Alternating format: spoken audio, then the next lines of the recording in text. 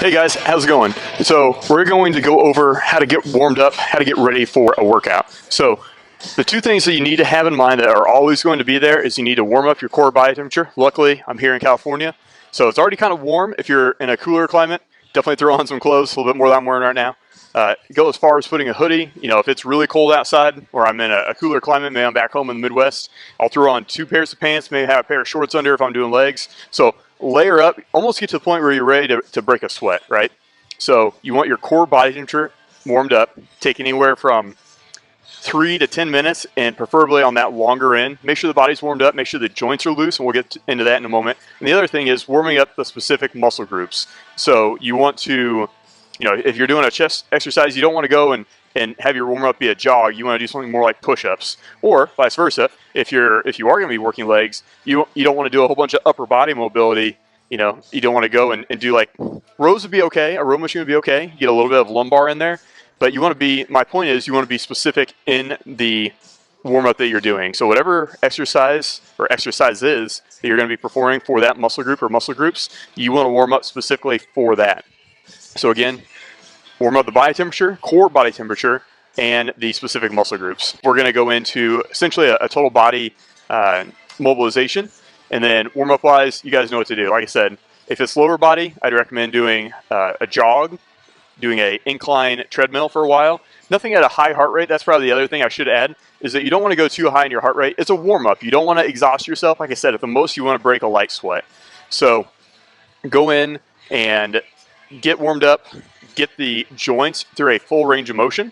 So upper body wise, that could be doing kind of like some light battle ropes, maybe some like corkscrews. So essentially you got the battle rope and we're going side to side with it. It might be jumping jacks. It might be something like jump rope. It might be kind of getting like a medicine ball and kind of going through some rotations. Something along those lines where you're getting a wide range of motion. So those are kind of the key steps that you want to have in order to get warmed up properly. Now, for a mobilization, I always kind of go chest and back. So always going dynamically. Dynamically being that we're going through that full range of motion, right?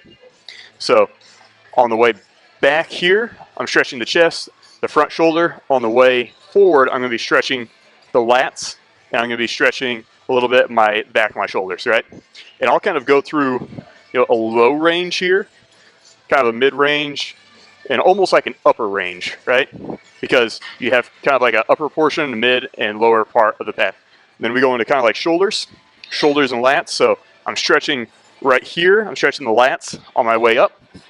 And on the way back, I'm stretching the shoulder in the front. So again, front deltoid.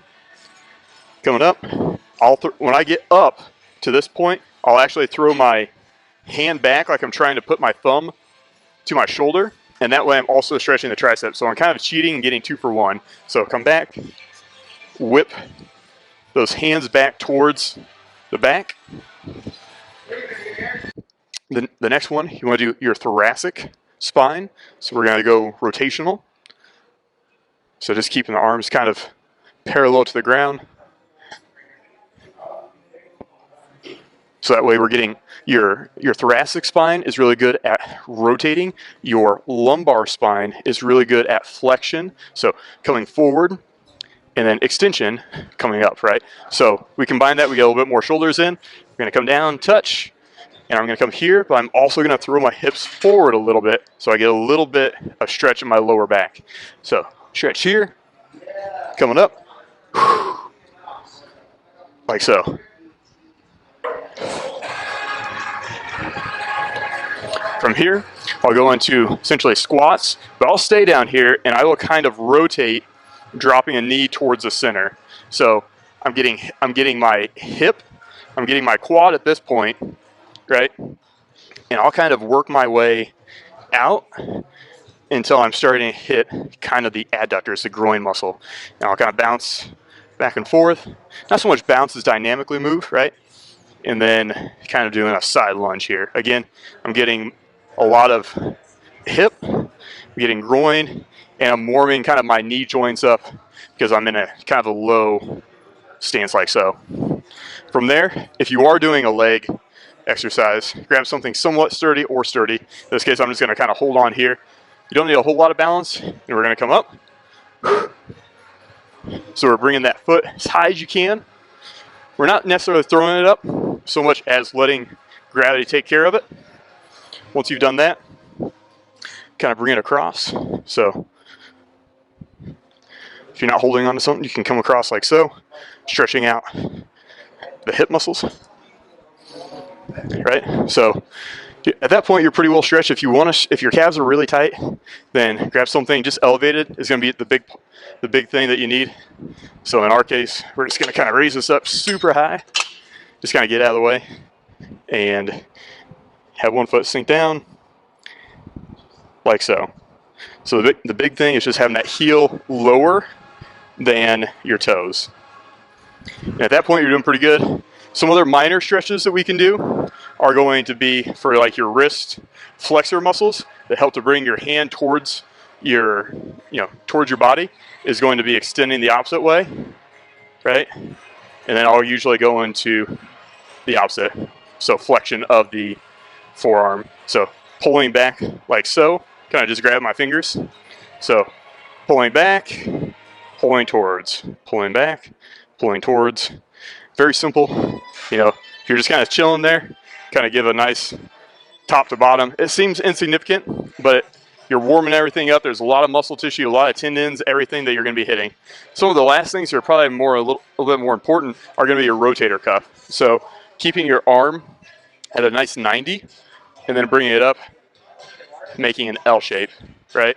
So that way you're getting a good rotator cuff warm up, and then coming out like so, keeping the elbow close.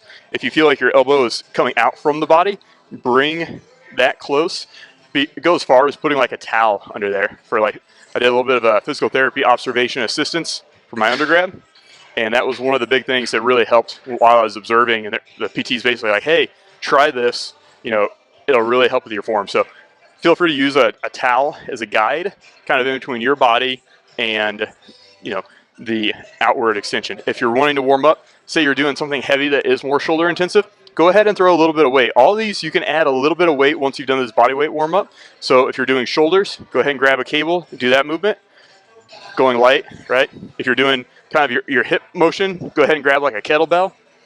You can always do your lunges. And that way we're kind of starting to get more into like a warm up rather than a mobility. But those are kind of the big motions. Another one that we can add in there is, again, rotational, kind of like you're throwing a discus, and that way we're stretching the obliques, we're stretching the lat, stretching the back of the shoulder. So we're coming across, right? So that way everything's nice and mobile, feel pretty good. Neck-wise, just going a nice circle, doesn't have to be anything too crazy. And then flexion forward, extension back. So that way you're stretched, you're mobile from head to toe. So hope you guys get a lot of benefit out of this. I would go in the order that I demonstrated. And again, take your time with it. Don't do anything where you're really forcing a movement. All these going through nice and easily.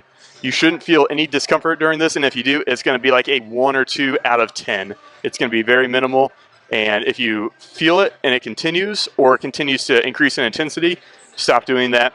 And you can either reach out to me, or maybe it just means you need to take a day or 2 off.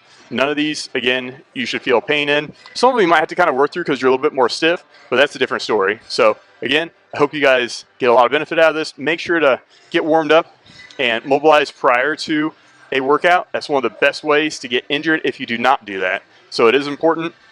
It's one of those things, it's a good foundation to have. So make sure you're getting that in and preventing those injuries. And that way, when you hit the workout, you can hit it full steam ahead and not worry about getting injured. And you can go and have fun with it.